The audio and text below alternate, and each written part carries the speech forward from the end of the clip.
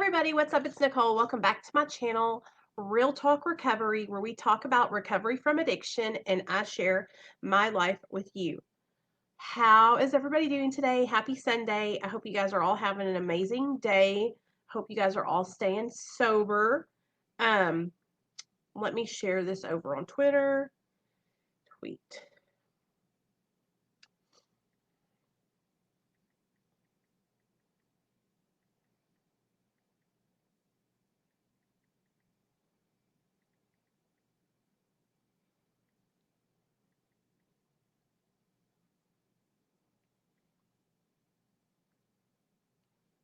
Okay. You know what I wish? I wish I had copy link. I wish I had Facebook on my phone so I could share this over to Facebook too, but I don't. I don't have it on my phone. Let me let the girls know.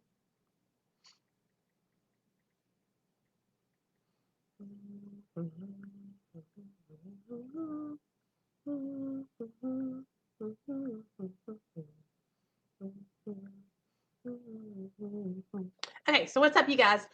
So, okay, let me tell you what happened, what I did yesterday, because I didn't come on yesterday, and I normally at least come on once a day. Well, I did come on, but I didn't stay because my Wi-Fi totally dropped the signal. And so, yeah, that happens sometimes when I'm driving to my mom's house because it's just such a, like, it's literally in the middle of nowhere, you guys. It's like the boondocks. And so, that's what happened. That's why my signal dropped while I was driving. I love, love, love, love doing driving vlogs. I don't know what it is, you guys. I just really, really enjoy it. Um,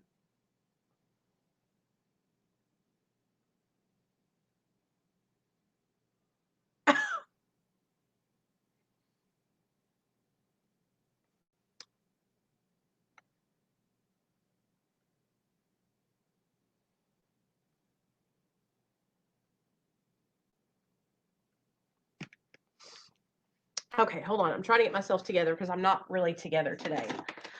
Oh.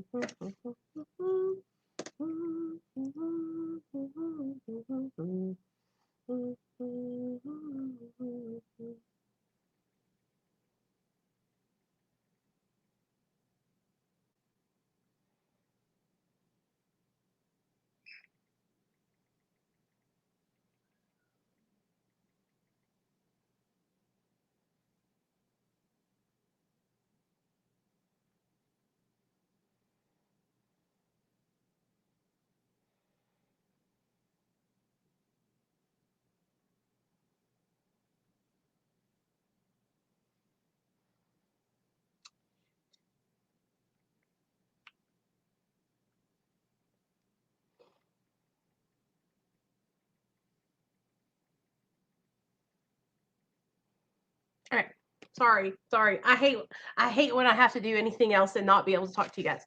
Okay, so the plan for today, the plan for right now is Crystal's going to come on and share her story.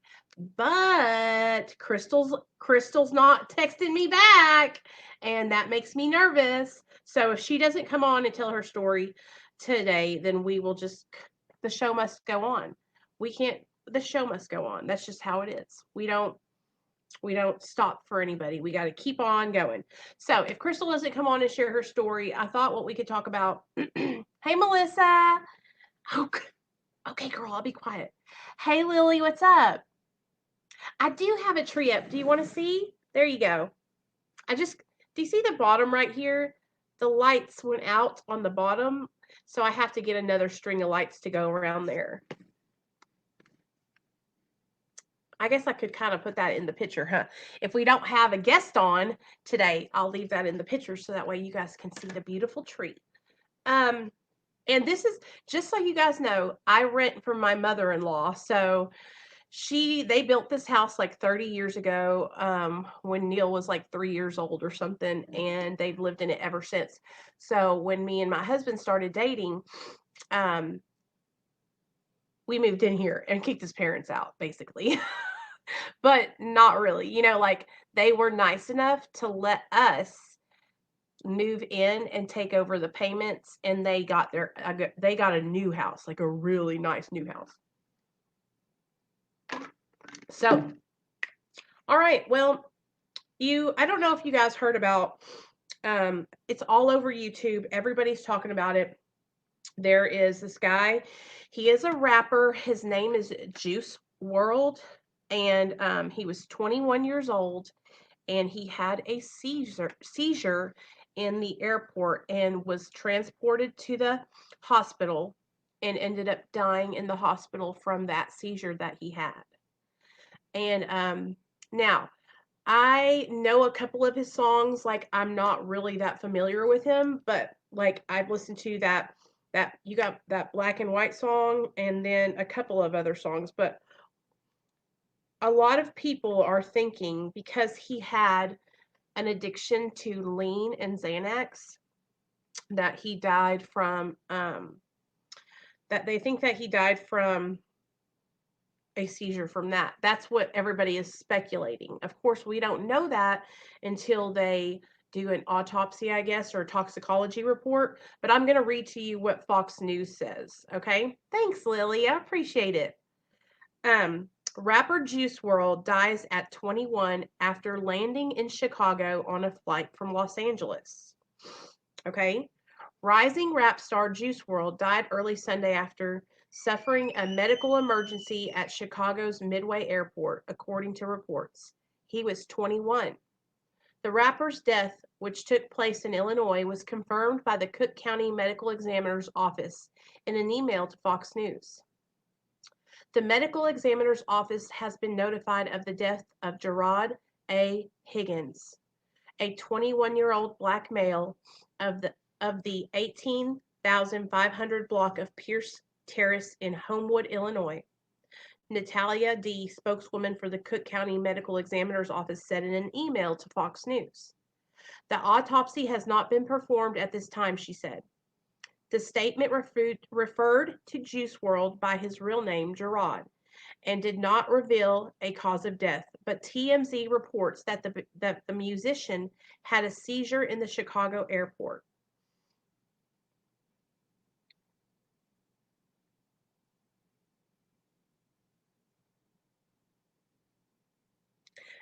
And it says, according to TMZ, Juice WRLD remained conscious during his trip to the emergency room, but died shortly after.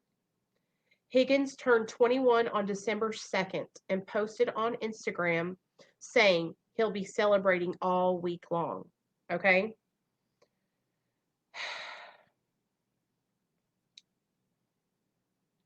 Billboard quoted Chicago police as saying that a 21-year-old male at approximately 2 a.m. this morning at Midway Airport in the private jet section terminal of the airport suffered a medical emergency. The individual was then taken to Christ Medical Center in Oakland, where he was pronounced dead. In 2018, Juice WRLD rose to fame after releasing the songs Lucid Dreams and All Girls Are the Same, followed by his debut album, Goodbye and Good Riddance. Lucid Dreams, the rapper's most popular song, amassed almost 1 billion streams on Spotify. Wow. That's so sad. So, in his music, you guys, he talked about, I think he kind of rapped about some of the struggles that he had with his addiction, and he took Xanax and he drank lean. All right. And so a lot of people are speculating that the seizure was related to lean or Xanax, and look at me. I hope that's not what it is, but knowing that someone is an addict and has a problem with substance abuse, especially like codeine and benzodiazepines, and mixing those drugs together, it's such a deadly combination.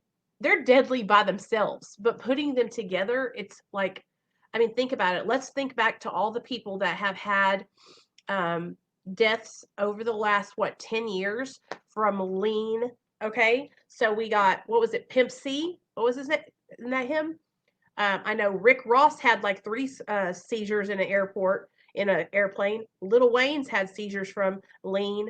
Um, who else? We got Mac Miller. We got um, Macklemore has struggled with addiction. Mac Miller passed away, I think, from opiate overdose, fentanyl. I think fentanyl in the pills that he got from his drug dealer. And so this is happening to so many people, and I feel like a lot of it is because of I was over on my friend's channel. His name is Bullets, and he has a channel. He's got about 3,000 subscribers. He's doing really good on his channel. But he was talking about, a lot of the things are because of influence, and we have us people here on YouTube who have YouTube channels. We have a responsibility. We have an influence. We influence people to either make good decisions or make bad decisions, whether we want to think about it, that or not, right?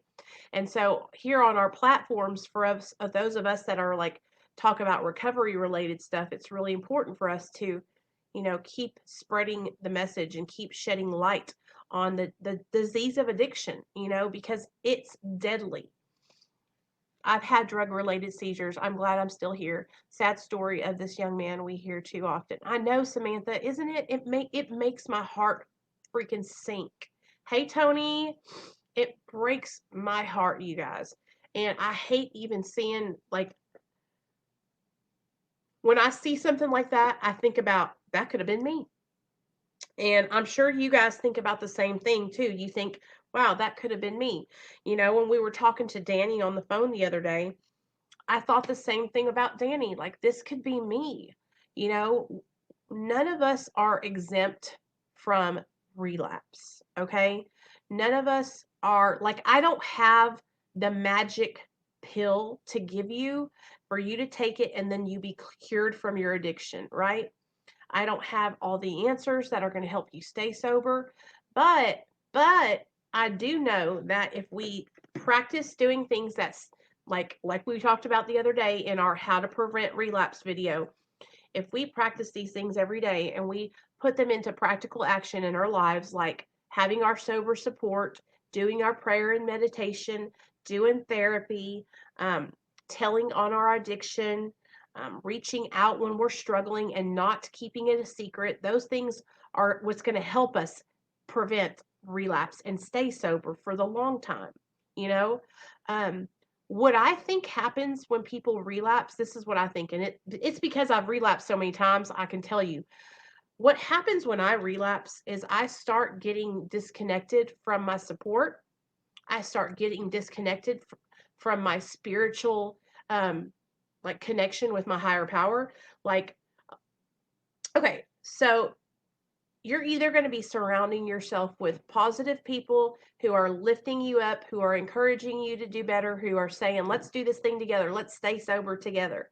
Okay. Or you're going to be surrounding yourself with people who are sucking the life out of you, who are vampires, and they're just negative, constantly spewing negativity, constantly being just not there to support. They're just there to leech off of your energy. All right. And so when you get sober, you have to create this sober, positive support network around you, or else it's like you're going to be constantly fighting against something. All right. Hey, hi, Steppa.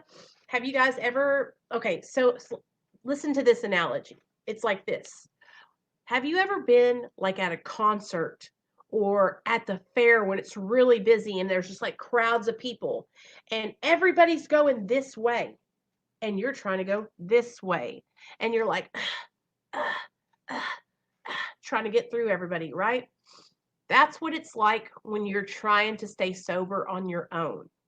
It's like everyone is going this way and you're going that way, and people are pulling at you and grabbing at you and trying to pull you back this way. You're going against the grain. You're going against the flow of the river. Okay? And so what you got to do is you got to get people around you that are flowing the same way you are, man. So that way they can help you stay positive, help you stay sober, you know.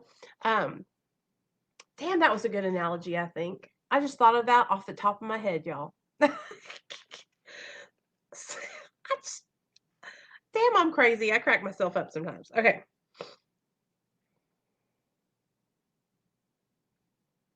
But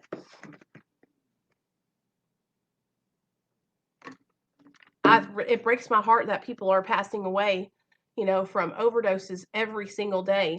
And what makes me upset even more is that I feel like it's my job.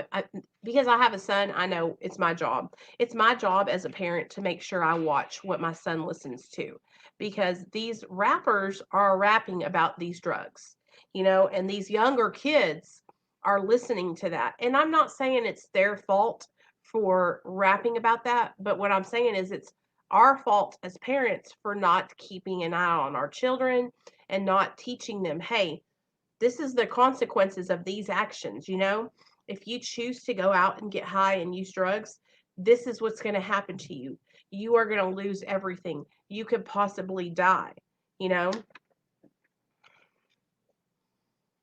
Oh, code. I know what you mean, girl. I have done the same thing. So she says a lot of my relapses are because sometimes I believe I can function with it, but can't function without it. Okay. So let me tell you about that. So there's this thing, I learned about it a long time ago, and it's called euphoric recall. Okay. So let's say you've been sober for a couple months and you're like, yeah, I've been sober for 6 months. I'm doing so good. And then in your mind, you start remembering like how much fun you used to have when you got high on Xanax. Okay. Let's say Xanax was your favorite drug and you would think about it and you're like, damn, I used to kick it so hard when I was getting high on Xanax. I used to have so much fun. I was so relaxed, blah, blah, blah, whatever that is, right? That's euphoric recall. That's you only remembering the feel good feelings, the good times. All right. So after that happens, it's like, oh, okay. So then your mind starts going with that little jewel. It's like, well, if I had fun while I was doing that, it's then maybe I can still take it. Maybe I can still use just a little bit. Maybe it'll help me to do these things. Maybe it'll help me to do my work, or maybe it'll help me to go to the Christmas party where all my family members are at that I don't want to be around. Do you know what I'm saying? Because a lot of the times it's this anxiety inside of me, and that's one of the main reasons why I need something to loosen up. But I would think I can do this. It's not going to affect me. I'll be fine. And then once I pick up, it's like, no, you can't do this. You're not going to be fine and you cannot use. You know what I'm saying? It's just it's so crazy how our brains will go back to that. You know what I mean? Even after being hurt, even after having such a bad experience in active addiction. Because here's the thing, you guys, for a long time, my experience wasn't really that bad. Like I was still having a good time getting high. So I can understand a lot of the times I relapsed back then. But now, like, if I was to relapse, I would have to be real sick right now, because I'm telling you something, you guys, I was miserable. I was miserable in my addiction. Okay. The last 3 years of my addiction, it was me and my husband fighting. It was us literally scraping together dollars, 50 cents, dimes, nickels, pennies, cashing shit in, going to the pawn shop. It was horrible. It was horrible. When you don't have the means to get high every day and you have to hustle to get high, it's not anything you want to do. It's not enjoyable because you're constantly having to search for a way to get high. I guess maybe that's why. Hey, Amy. I guess that's maybe that's why a lot of the people who are like who are rappers, who are musicians, right? Maybe that's why they stay getting high, because they have all that money and they're not experiencing the negative consequences. They're not experiencing getting arrested and going to jail. They're not experiencing running out of money and being dope sick. Y'all feel me? They're not experiencing any of the hardship that a person like you or me would be experiencing when we're trying to get high still. It's okay, girl. Love you. It's okay, Crystal. I'm glad you popped in. Most of these rappers rapping about drugs are so young themselves. They haven't even grasped the consequences of what they are doing. They are literally incapable of being role models. Exactly. And I don't like that's one thing like I don't think anybody I don't think they mean to be role models when they go up there and they start rapping about their life and stuff. But what I think happens is we have so many kids that are lost, you guys. Like think about it. Think about when you were out there in your addiction. You were lost and you're searching for something to look up to, something to believe in. Okay? Something that would save you, right? Like when I hear these songs and stuff that I used to listen to when I was in active addiction, they were the most depressing, like basically suicide songs in the whole wide world, you know? And I would listen to that and listen to that and listen to that and listen to that. And it was because I was searching. And so I think a lot of kids are searching for that. They're searching for something else. They don't have their families or something. And that's what like it's so important for me as a mom to my son to be always present for my son. You guys, like it scares me. I pray over my son every single night. I pray that God protects him when he goes to school and that he makes good choices and that he knows that he can talk to me. Like I try so hard to keep that girl, I'm reading your name, Avalon. What's up, Avalon? I'm glad I'm not rich. I think I would have gotten clean. The daily struggle just became too much. Finding money, sick as fuck. I know, right? Right. Hey, Dino, what's up? How's yous doing? How's yous doing? We're doing good. We're talking about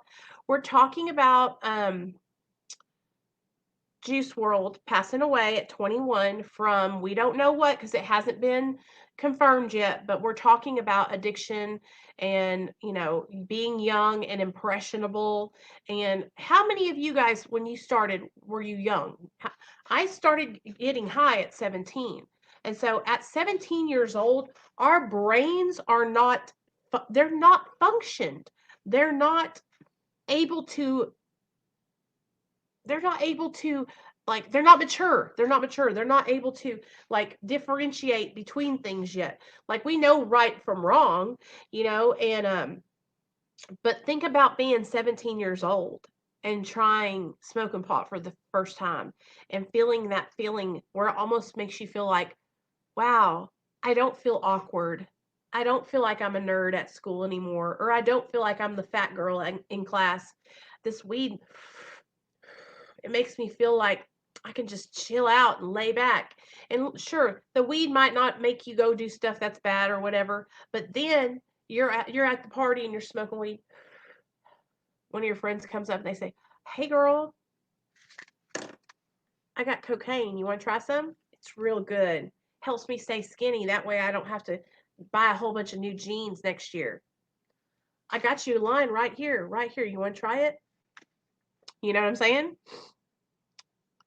They're using bars in the 5th grade. Hi, Steppa. I know. I know. I was 13 when I used, but didn't become addicted until my early 20s. Yeah. Okay, girl. 13. What's up, Tabitha? Welcome to the channel. You guys, welcome Tabitha. She's new to commenting, I think, but you've been watching, girl. You guys do that to me. You know what y'all do? Y'all watch in the cut. Y'all lay back. You don't say anything. And then you come out and you either text me or you comment out of nowhere. And I'm like, hey.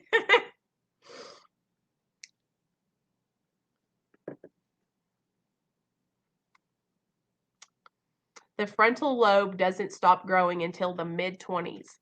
That's the part of the brain that helps to realize the consequences of your action. Right.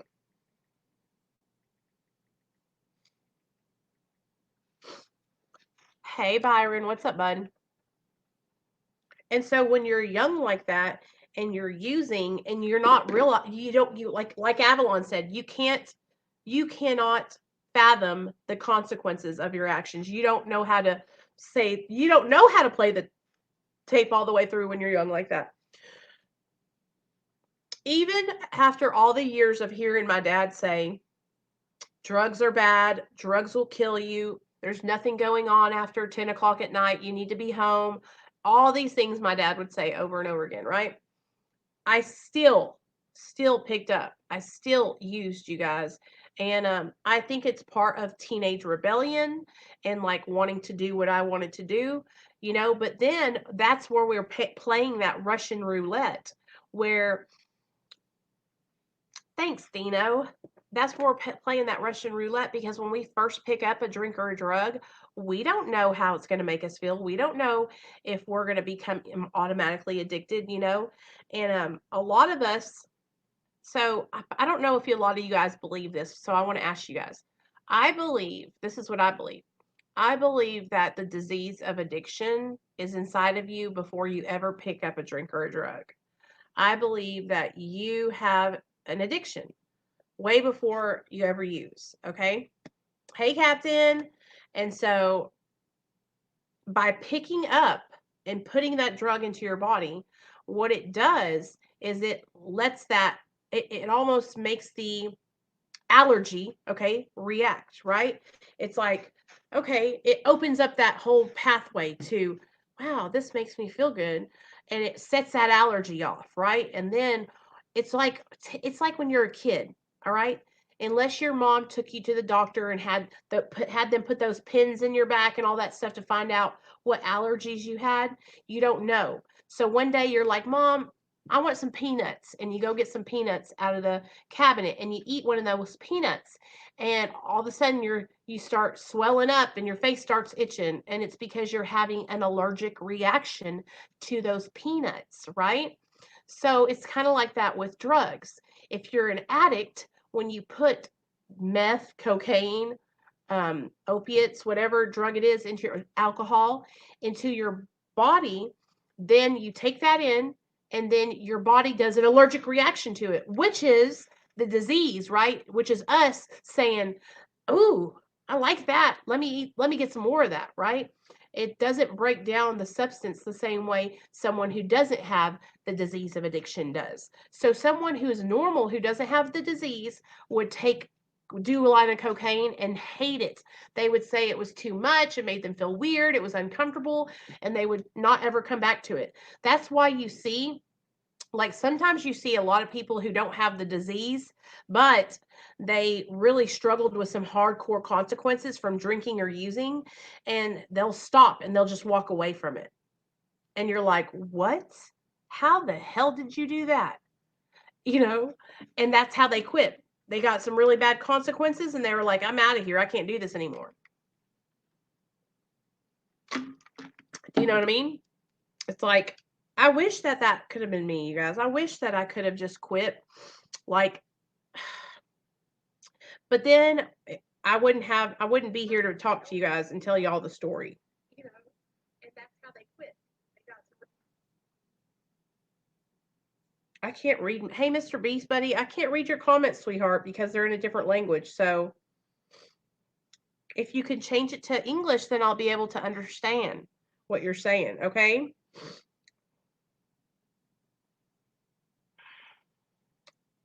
I hate that.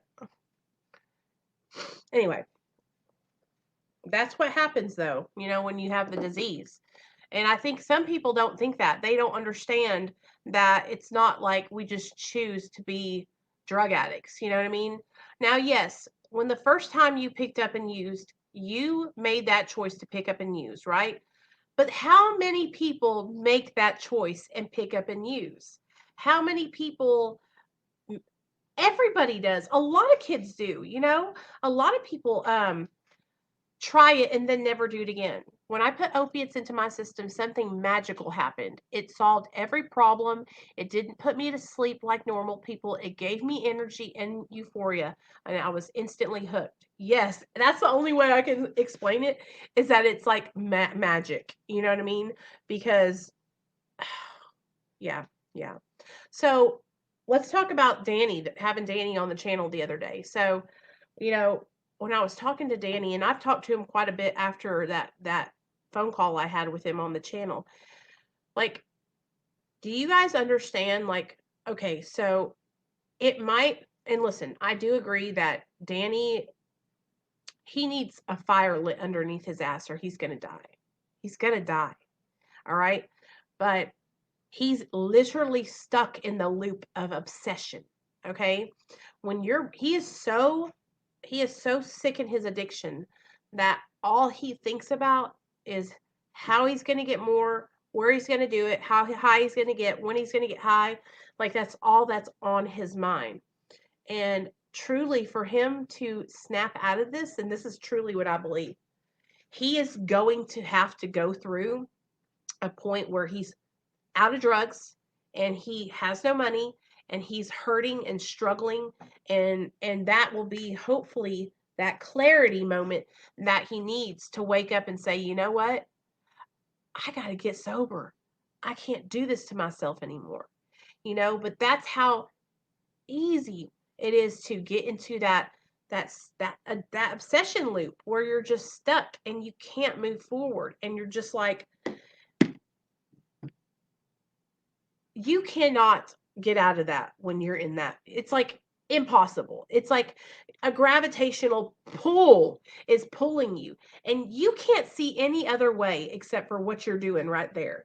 It's like a miracle has to happen. You know what I'm saying? Like a miracle has to happen. Something has to happen for you to make a change. And that's what I told Danny when I got off the phone with him. I talked to him yesterday. I was like, you're going to die. You're going to die. And it makes me so irritated and mad because I just want to go down there and take his ass and make him go into treatment. But what good is that going to do? What good is it going to do if I take him and make him go into rehab? Right? Because if I make him do it, that means he's not going to be wanting it for himself. And so he's not going to get what he needs out of the program. He's just going to be there, he's going to do his time, and then he's going to leave. And I've done that so many times. I have gone into treatment, did what I had to do, complied, and then I was out.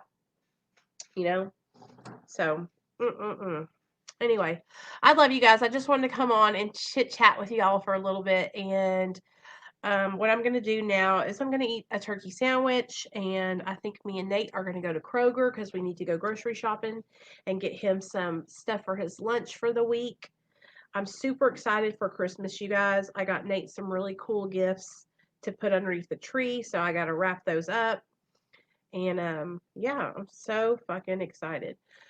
This week, I've got to make some plans to have people on the channel. I don't know what I'm going to do or who I'm going to have on, but I have plans. I'm going to be reaching out to some other people, some creators that have YouTube channels. I reached out to a guy. Yeah, we'll have some people on. I want to get on some more ladies. Maybe Avalon. Avalon, maybe you can come on the channel this week and share some more about your story and what you went through when you were in active addiction. Also, I need some people. Where are the black addicts at? Is there anybody that watches my channel that's black and that is sober? If you are black, come on my channel and share your story. I want to know about what you're doing to stay sober. I want to have a good mishmash of different kind of people. I don't want to just lean one way or, it's heavily on the guys right now because you guys are the ones who want to jump in and come on the channel. Are you going to be on tonight? I don't know, girl. I might come on tonight at 7, but I'm not sure. I'll call you after this and we'll make a plan. But okay, cool. I'm going to be totally, totally honest with you guys. Like, I'm just been really not motivated lately, and I'm just super tired. Leonard, girl, listen to me. Leonard, I swear to God, you guys, her opiate fix, if you're listening to this, he hides out. I'll say, let's do this, and then I can't find him when the time comes. I think he's really shy when it comes to like being on a live stream because he hasn't done one yet. Maybe if he does one, he'll be more comfortable. And I want to get Joy on the channel because Joy is also in recovery, So no, I don't have a cat. You know what that is. That's my phone notification. Okay, guys, I love you. Bye.